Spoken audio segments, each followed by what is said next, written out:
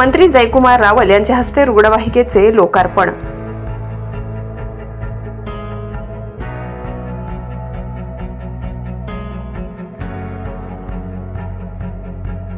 जिल्हा परिषदेच्या आवारात गेल्या कित्येक दिवसापासून धूळ खात पडून असलेल्या 11 रुग्णवाहिकांचे राज्याचे पणन व राजशिष्टाचार मंत्री जयकुमार रावल यांच्या हस्ते लोकार्पण झाले। महाराष्ट्र ग्रामीण आरोग्य अभियानांतर्गत राज्यात 386 नवीन रुग्णवाहिका खरेदी करण्यात आल्या होत्या।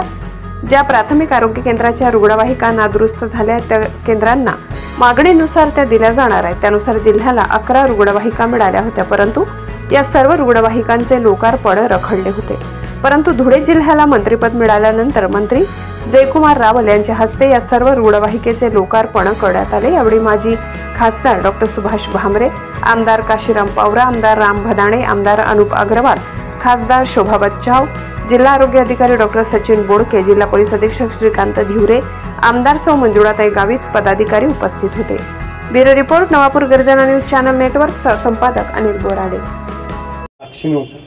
रिबीन कापल्यानंतर या क्षणापासून 2-3 तासापासून आपापल्या केंद्रावर गेल्यानंतर सामान्य माणूस, जो गरीबातला गरीब माणूस आहे, त्या माणसाच्या एका फोनवर त्याला रुग्णालय उपलब्ध व्हावी अशा प्रकारचा शुद्ध हेतू या योजनेच्या माध्यमातून।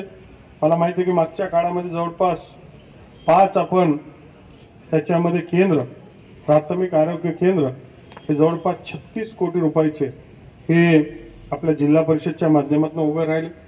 17 आपण उपकेंद्र असे आपण उभे केले आणि या माध्यमातून जवळपास 20-22 आपण आरोग्याच्या व्यवस्था ठिकठिकाणी 3-3, 4-4, 5-5 गावांसाठी आपण उभी केली आणि त्या माध्यमातून सामान्य लोकांना आरोग्य व्यवस्था देण्याचं आपण काम केलं। आता जसं जसं आपण खालच्या गाव स्तरावर जातो, आरोग्य केंद्र, मग तिथे डॉक्टरची व्यवस्था आहे का नाही, डॉक्टर असले तर तिथे राहणार का नाही, नर्स आहे का नाही, या साऱ्या औषधं आहेत का नाही, या साऱ्या मूलभूत देशामध्ये अडचणी आहेत। आणि माननीय नरेंद्र मोदी साहेबांच्या नेतृत्वाखाली एक जिल्हा एक मेडिकल कॉलेज हे उभं राहतं। आमच्या तर जिल्ह्यामध्ये 2-2 मेडिकल कॉलेजेस आहेत आणि मग तिथले जे डॉक्टर्स आहेत त्यांना आपल्याला जिल्हा परिषदला उपलब्ध करता येईल का, हाही आपल्याला प्रयत्न करावा लागेल।